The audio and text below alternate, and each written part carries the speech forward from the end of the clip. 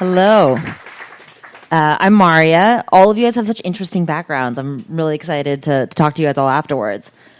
Okay. So I think what we're going to cover today is we're going to talk a little bit about early stage investing and how early stage venture investors try to identify new opportunities. Before we get into that, it'll be helpful if I share a little bit about Sound Ventures and then also a little bit about my background because it's not a traditional path to venture capital. So Sound Ventures is a $150 million early stage venture fund. So early stage means a lot of different things to different people, but we primarily focus on Series A and Series B investing. Our average check size is $2 million up to $5 million, but a core part of our investment strategy is that we don't lead rounds. We come on as follow-on investors, and I can explain more about that in a little bit. So we're a $150 million fund. Our investment strategy is that we're very generalist. So we'll invest in consumer, B2B, and within those broad verticals, anything and everything. So fintech, govtech, healthcare, retail, e-commerce, sort of you name it, and we'll invest in it. Really what we're looking for is teams that have incredible passion, drive, grit, big market opportunities, and something that's different or some way for a company to have a competitive advantage and maintain a competitive advantage over time. Broadly speaking, that's kind of what we look for. Just in terms of the fund background, because I think it's always helpful. So the fund was started in 2015 by Ashton, Kutcher, and Oseary. So Ashton's the actor. Oseary runs Maverick, which is one of the largest artist management companies in the world. So they started angel investing together over a decade ago. And then in 2010, they raised a fund called A-Grade. A-Grade, they invested from 2010 till 2014. That was the fund that invested in companies like Uber, Airbnb, Spotify, Warby Parker, Pinterest, House, sort of like you name it. Then in 2015, they raised institutional capital. And so that's when they raised for Sound Ventures, and they kind of rebranded the fund. So even though the Sound itself has only been around since 2015, the team has been investing. The investment philosophy has been around since about like 2010. So that's a little bit about Sound. In terms of me, so I joined the team 2.5 years ago. So there's about 6 of us on the investment side, 3 partners, 3 investment professionals. I joined 2.5 years ago. I actually came from the LP side. So LPs are limited partners that invest in venture funds. So just how you have investors, venture funds have investors. And so I actually came from that side. So traditionally, most people who come into venture come from either an operator role or iBanking, or like you were Minnie over here was an operator before she joined a venture fund. So it's traditionally more finance related. For me, it was more about, I come from the LP side and wasn't doing a lot of direct investing into companies, but spent a lot of time just getting to know the ecosystem in the market. And then I was at my last job for 5 years and then ended up joining Sound Ventures 2.5 years ago. So it wasn't very traditional, but somehow I got here. Okay, so let's get into like raising venture capital. So there's a few things to think about before you start raising venture capital. And the first thing that I want to mention is that not everyone who has a startup needs to raise venture capital, right? There's lots of other different ways to finance your business. Venture capital is just one option for you. And so the things that I would think about is, one, before you start raising venture capital, think about what you can prove with your market or with your idea or whatever it is without needing to raise additional capital. Like today, there's so many different software tools and solutions that you can actually use to start building a product that weren't necessarily there 10 years ago, right? So AWS now lets you do cloud computing, and start building companies, whereas before you actually had to build the physical network infrastructure in order to start a company, right? So that already makes it easier. And then you have all of these different software tools that you can build on top of. So one thing that I always recommend is before you start raising capital from institutions like venture funds is think through what can you actually prove out about your idea before you go out to raise capital. And the reason I say that is because when you raise institutional capital and when you raise from other investors, your outcomes just need to be so much bigger, right? So I'll give you an example. It's like, if you raise capital, $1 million at, call it a $5 million valuation from institutional investors, you need to have an outcome that is much bigger than 20 million, 30 million, 40 million, right? Because those investors who are investing in you are looking for minimum 5 to 10x returns. So the minute that you raise institutional capital, your outcomes just get pushed out much further, which is great, right? Some companies, like, they can become multi-billion-dollar companies, but it's important to remember that just when you're thinking about raising and whether it's the right fit for you. The other thing I would think about is, so that's about how big this can get. And then also just around managing expectations. So what's your ideal exit, right? So if you own, call it 80 to 90 to 100% of a company and it exits for $20 million, that's a great outcome for you. But is it a great outcome for your investors? And so managing those expectations when you get venture capital is like super important, because what might be a great financial exit for you might not be a great financial exit for your investors. And oftentimes they can actually, depending on the term sheets and stuff like that, they can actually block you from doing specific things like selling early, right? Because they want to maximize their returns. So all of this to say, just take this all into consideration when you're raising. And I would think about that before needing to raise, because not every business needs to raise. Like, there are great companies that have been built on raising very, very little capital. Like, one that comes to mind is Zapier. Zapier is like an if this then that platform that connects different software tools. I think they ended up raising in 2014, coming out of Y Combinator, the accelerator in the Bay Area. They raised $1 million, and they're currently at a $300 million revenue run rate. Like, they never had to raise additional capital. And so, like, for that company, it was great because they were able to take just a very small amount and actually build something out. And so I would always think about that when you're looking to raise, like, what do you actually need to raise, and how does that align with your expectations?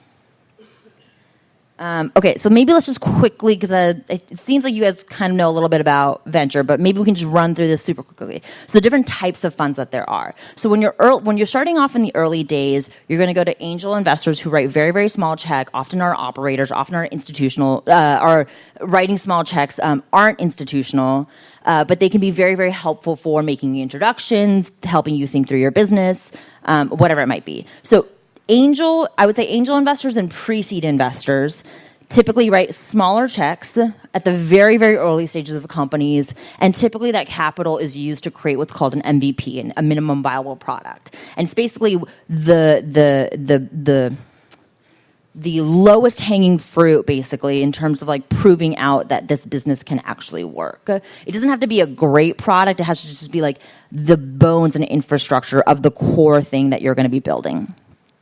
So then you have, after angel and pre-seed, then you have your seed. Let's just talk about seed for a second. So seed rounds can range anywhere from, like, call it, maybe $1 million up to $3 million. And there's different types of funds that can invest there. So 10-1-10 here, they do seed investing for enterprise SaaS. Basically, the point is that that's going to be your seed is typically your first institutional capital, and so those are your like traditional venture fund investors.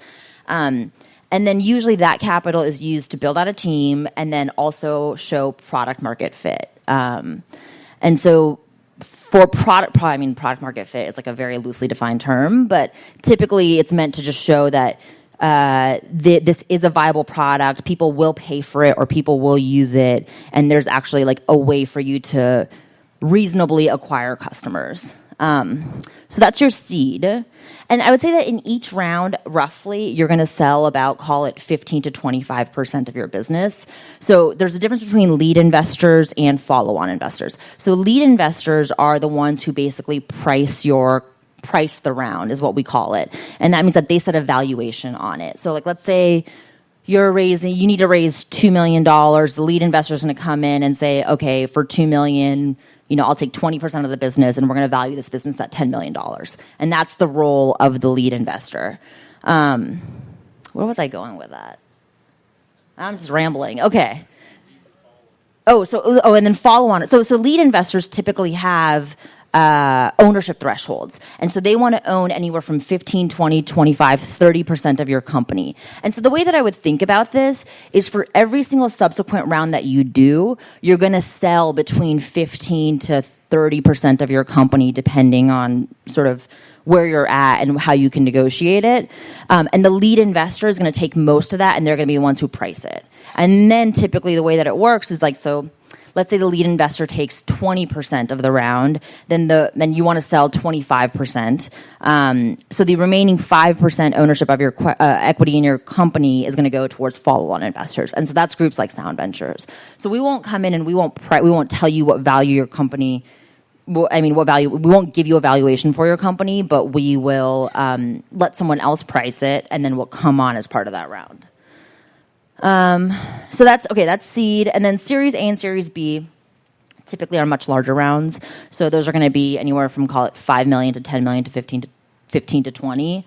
And at those stages, mostly what investors are looking for is post-product market fit, and then how is this company going to scale? And so those are really your early indications or early days of scaling. So like, let's say at the seed, if you want to raise, if you're an enterprise software business, you're going to be maybe at like $1 million in ARR, annual recurring revenue. And so that's you have $1 million worth of contracts every year coming in subscription revenue.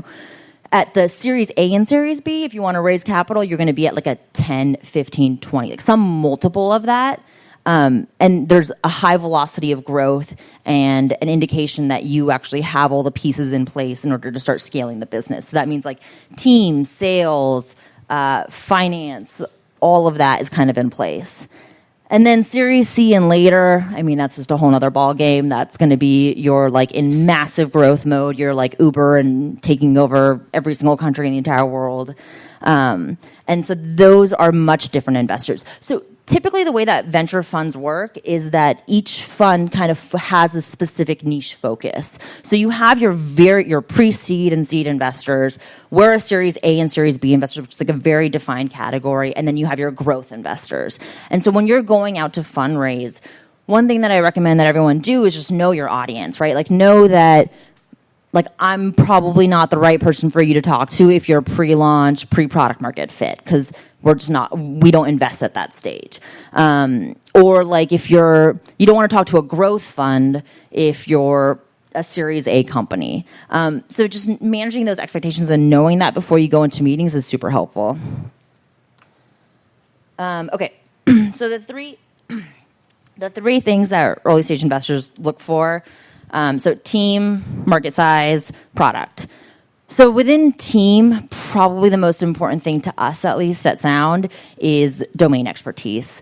Like, what have you done in this space, or what do you know about it, or why do you care about it, and what makes you the right person to build this platform or this product, whatever it is. So it's like if you're an ex-Microsoft engineer, but now you're building this men's skincare brand, I don't know if I can see that domain expertise there.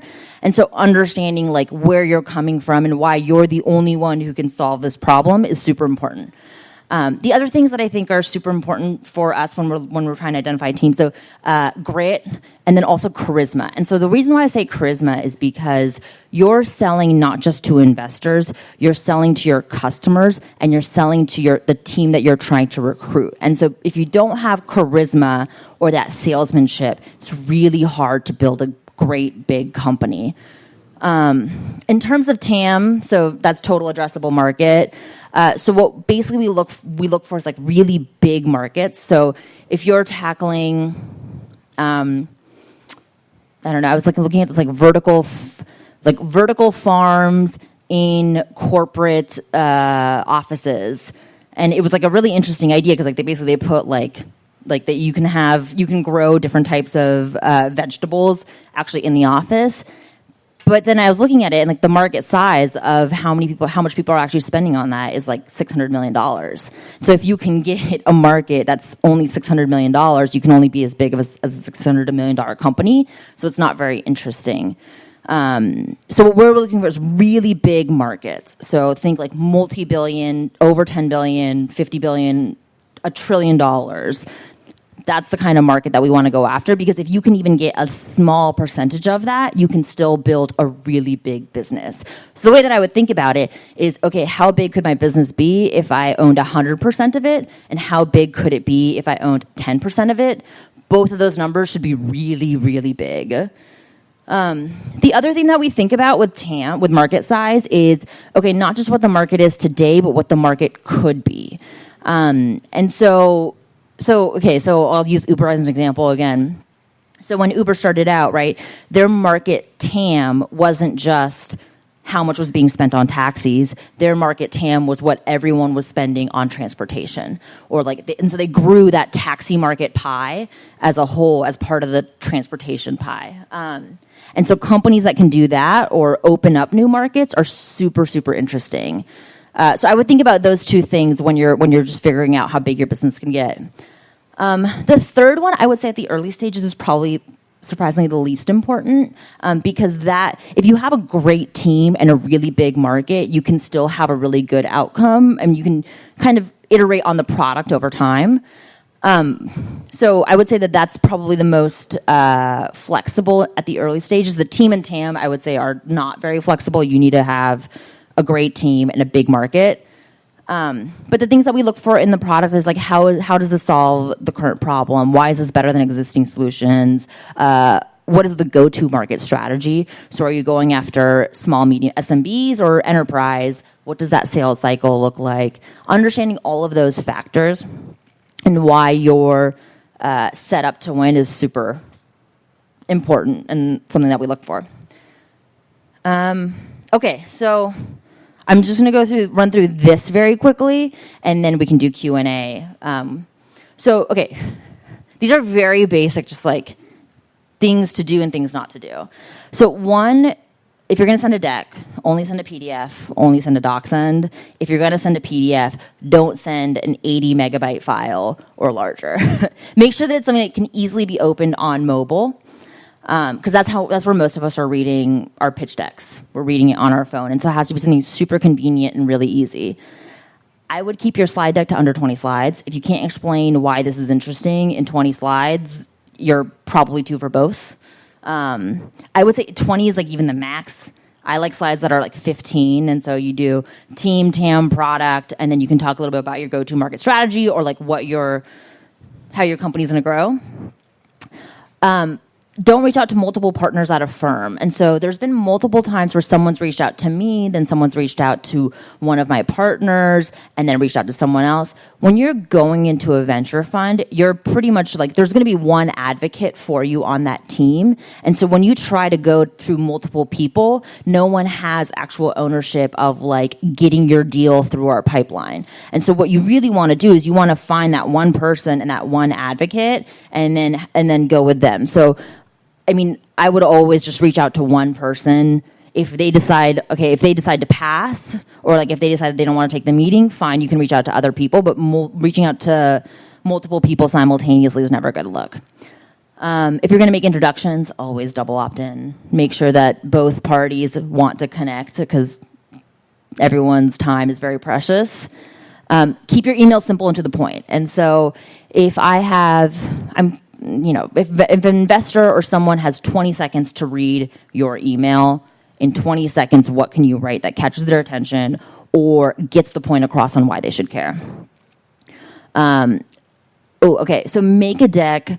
Well, so one, send the deck beforehand, because before you meet with an investor, it just makes their life so much easier. So usually what I do when I'm in meetings is I'll go through the deck beforehand, and then on the call, we'll talk about all the things that I actually care about. Because after reading the deck, you have an overview of the business and you kind of know what areas you want to focus on. So if you can send them the deck beforehand, then it's a better use of everyone's time, because they know what questions they need answered, and you can just go ahead and answer them. So it's almost like you're getting past that first intro call and just getting right into it. So I always recommend sending the deck beforehand.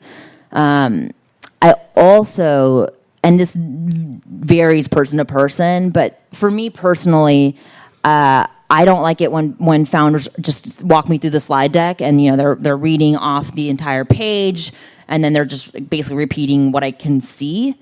I'd rather spend the time if we have only 30 minutes, if we only have an hour, let's spend that time actually getting to know each other, getting to know what's in the business, which is also why it's important to send the deck beforehand. Because otherwise, then I'm just reading this deck that I could you're just reading this deck to me that I could have read by myself.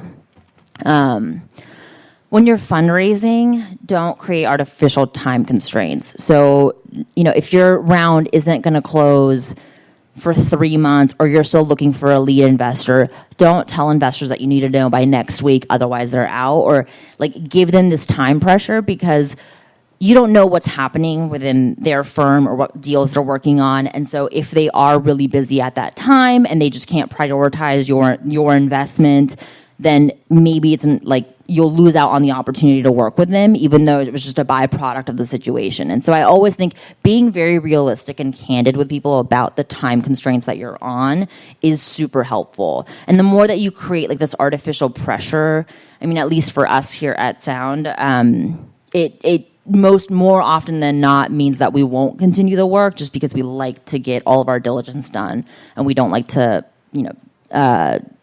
not answer all the questions that we have.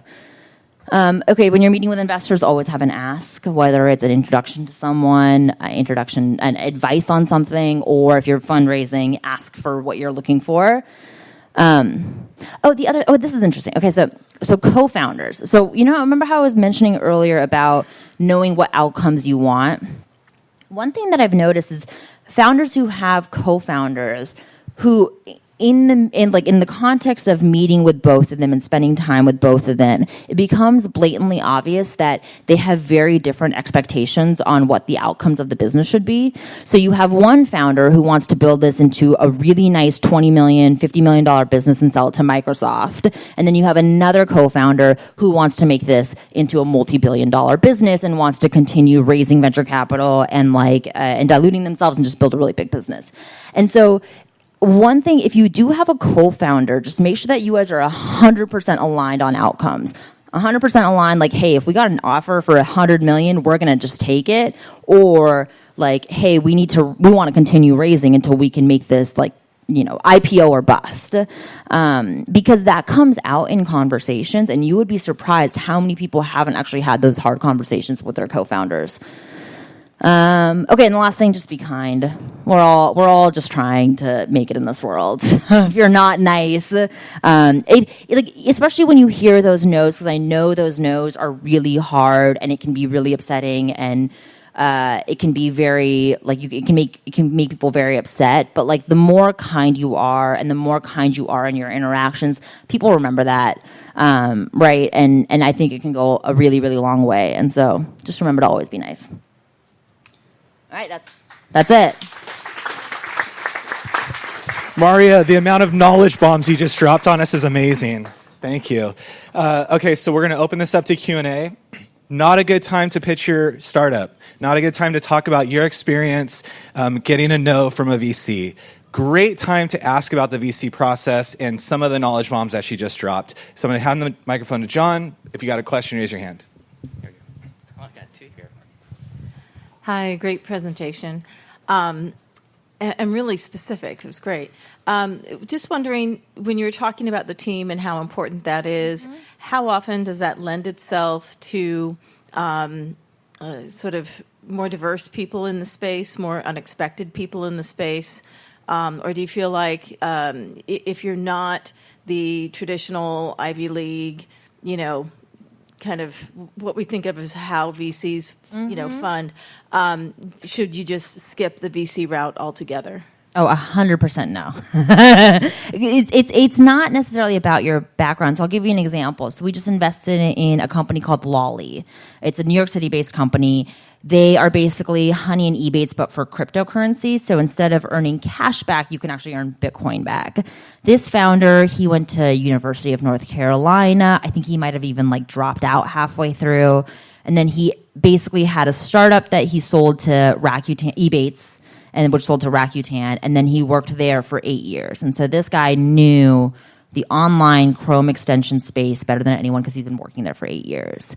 So we've ended up funding him, but part of it was he just knew this ecosystem way better than anyone else who was going to start off. So even if it's some Ivy League guy from HBS or whatever it is, came and tried to build this, they didn't have the domain expertise that he had. And so for us, it's more about what experience have you gotten, or who from the team can you bring to the table in order to make it interesting. So it doesn't necessarily mean about your education. But we have founders of all diverse backgrounds. And really what matters most to us is sort of what experience you've had. I have so many questions, but I'll just ask, why don't you guys lead, and how do you get allocation in the rounds? Yeah, so you typically, the way that it works, so your lead investor will come in and take a board seat. Our team is only 6 people, and 2 of them have other full-time jobs. And so there's really only 4 of us who can actually take board seats. And so for us, it just doesn't make any sense to lead. The other thing is that it makes us just way more, I would say, flexible and friendly with other venture investors. And so the way that we get into rounds, we're not competing with anyone, right? And what we bring to the table is very different than what most like other traditional VCs. So our network is very different from the traditional Silicon Valley VCs. I would say they have like 90% overlap in their networks. We have access to an entirely different community. Also, other investors, they can be really great financial partners. They can be great operators, and so they can tell you how to run your business. For us, our expertise is really on the marketing, branding, content creation, like messaging side. So that's just very, very different. And so typically that's how we end up coming in. We're like a very different part of the syndicate. Morning, and thanks for the knowledge bombs. I'm sure I'm not alone in that I've thought of something and then somebody else did it. Yeah. Round of laughter or applause, but I thought of Uber 25 years ago, but somebody else did it. I thought of Netflix. Yeah. Somebody else did it. My challenge has been, again, I'm probably not alone, in that I thought of something and somebody else did it. Why didn't I do it? I had an idea, but I was scared that somebody was going to steal it. I was scared that if I talked to potential partners to work with me, collaborate on the issue, they were going to steal it. NDAs, confidentiality agreements, you can do all that. I could talk to potential investor, yourselves and so forth. I'd be worried that the idea was going to go away. Anyway, any advice about that issue? So that's question number 1. Yeah. And then also you had the thing about the seed and venture, Class A and so forth. In terms of investor involvement with the company, when you first started talking about, don't take the money if you can, maybe do the MVP. But I've always heard so much about how investors contribute so much to, guiding and helping that company develop in the right way, in the right course. So there's the pros and cons about, taking the money. But if you could just talk about how involved investors are at the different rounds of it. Again, going back to that first thing about the IP and, advice to, young entrepreneurs who want to, do something, get over it. Perhaps it's just get your ass hit in the pool. Yeah, absolutely.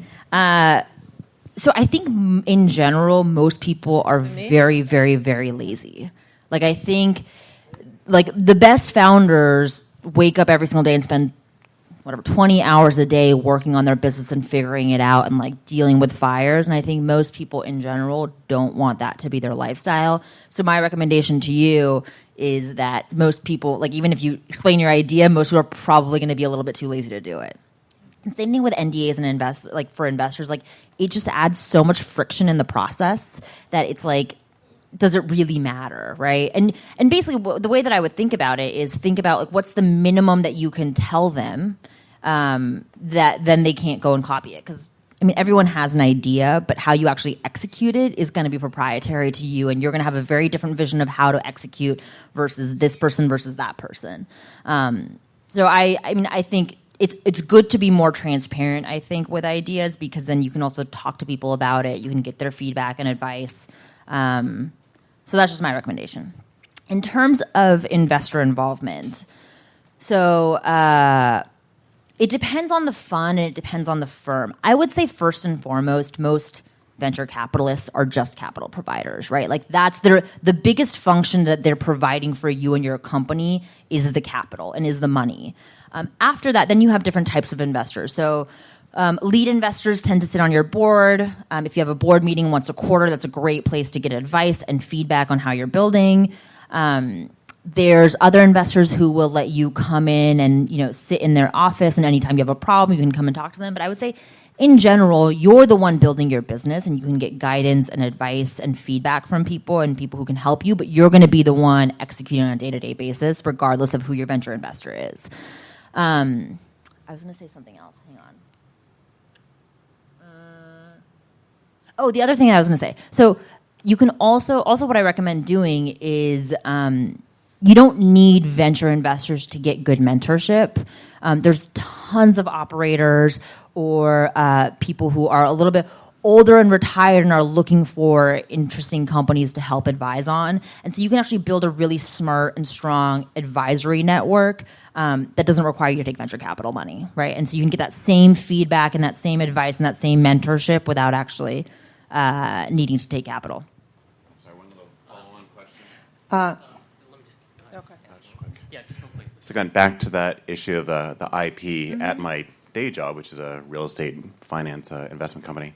I was engaged to work with a offshoring company to do an MVP, and we went back and forth about, again, protections. It's one thing to have IP protection in the U.S., but it's another issue of how do you protect it when it goes offshore? Do you recommend working with offshore teams in Hyderabad?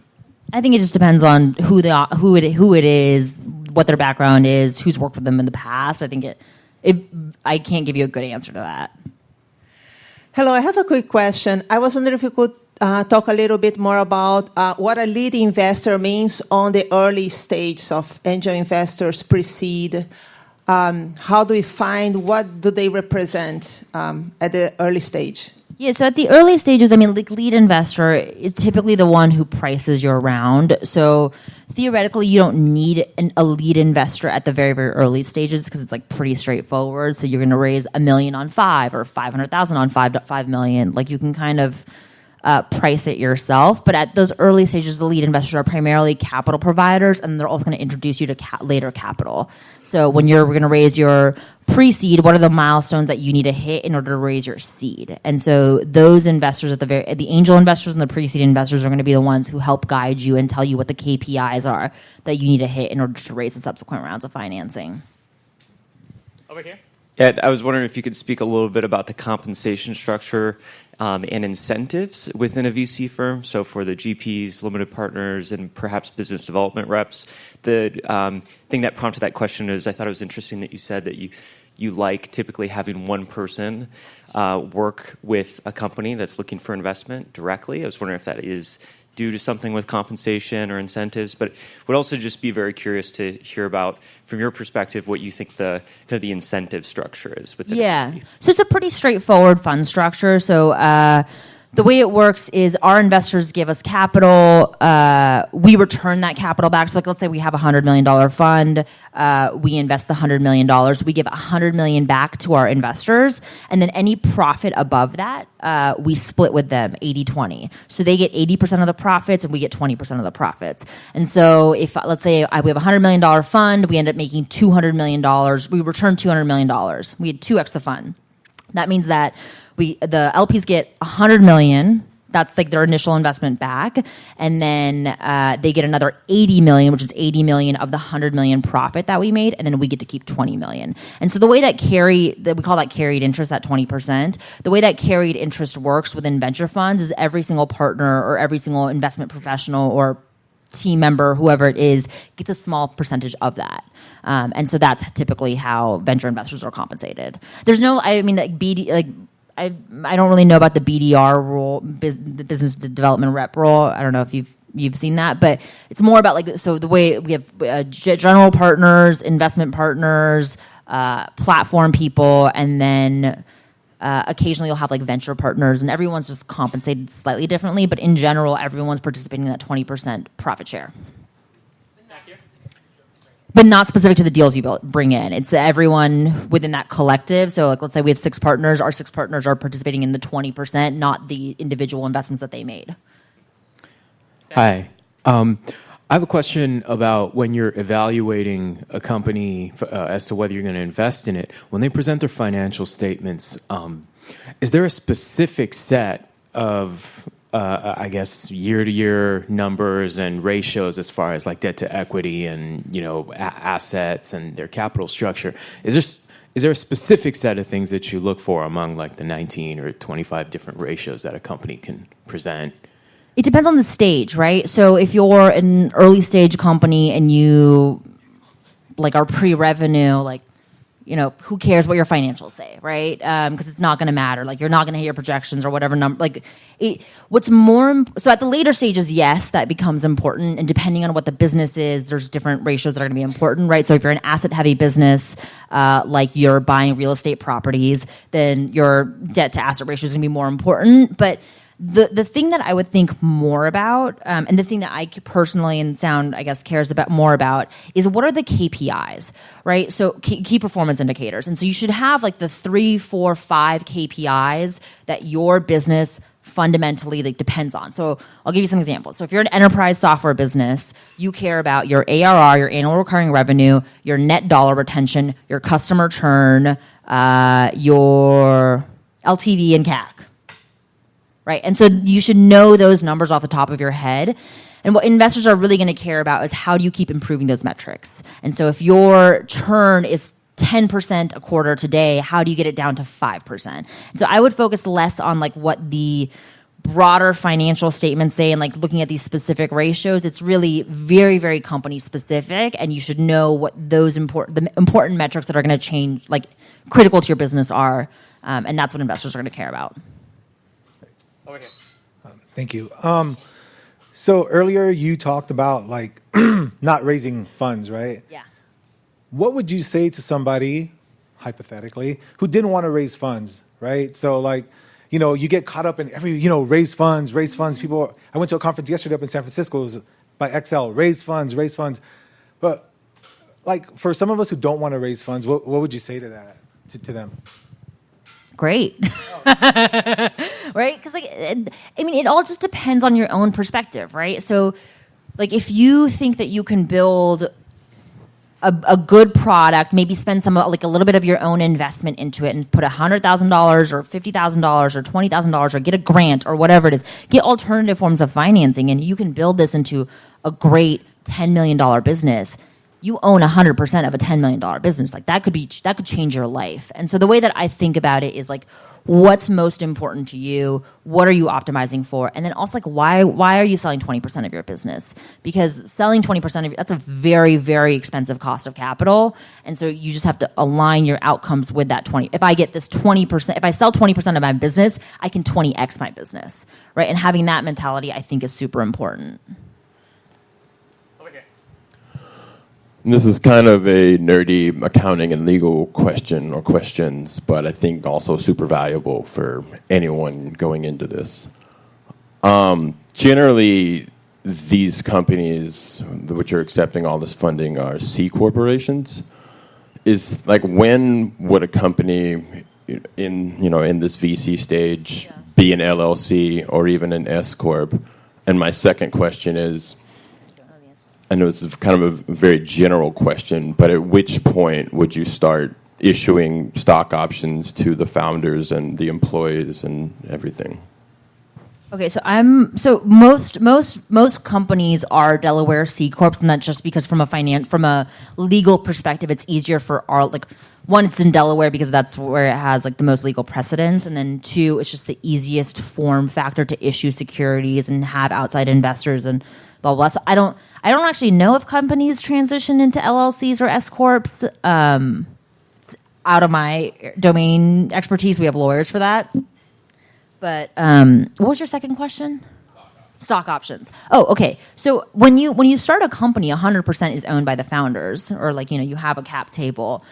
Typically, I would say that in every single round of financing, you open up what's called an option pool. Basically, it's a pool of phantom equity that you can then grant to employees as they come on, and you bring on someone, you want to give them 1%. You take that from the option pool. With every single subsequent round of financing, you can it's what's called refresh your option pool. And so that just means part of the round or part of the dilution goes towards giving equity to employees. And so that ranges on average from, call it 10, 15%, 5 to 15% on average. And so typically in every single round, you're reserving 5 to 15%, or you're building up a 5 to 15% option pool for your employees.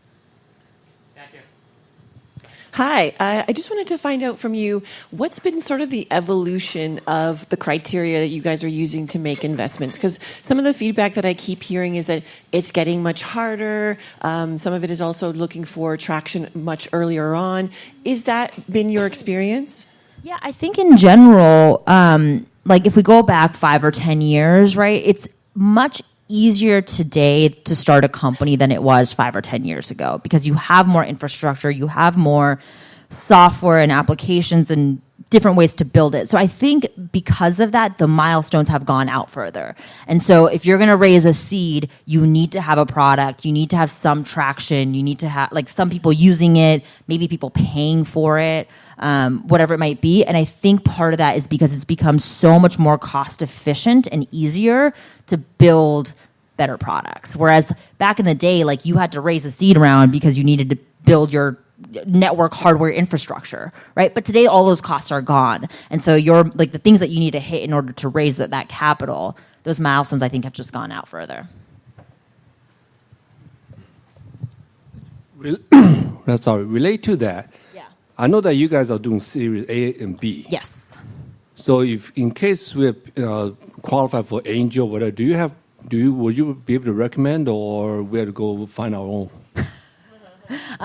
So there's a massive community in LA of investors who do angel, pre-seed, and seed. And actually, if you just look online and you search Los Angeles investors, like there are tons of people who have put lists of angel investors and pre-seed funds. So I'm like, I can't make that recommendation, but you can go online and identify those people. I think builtinla.com has a lot of those lists, and there's other places that have those types of resources. Hi, Maaria. Hi. One last question.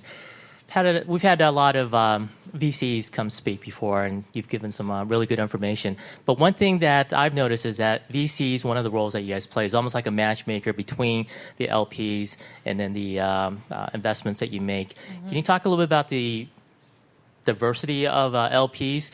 Are these mainly high net worth individuals, mm-hmm. private equity funds, private family offices, or whatever the case may be? Because that might give the audience some idea of who's looking for these kind of investments. Yeah, that's a great question.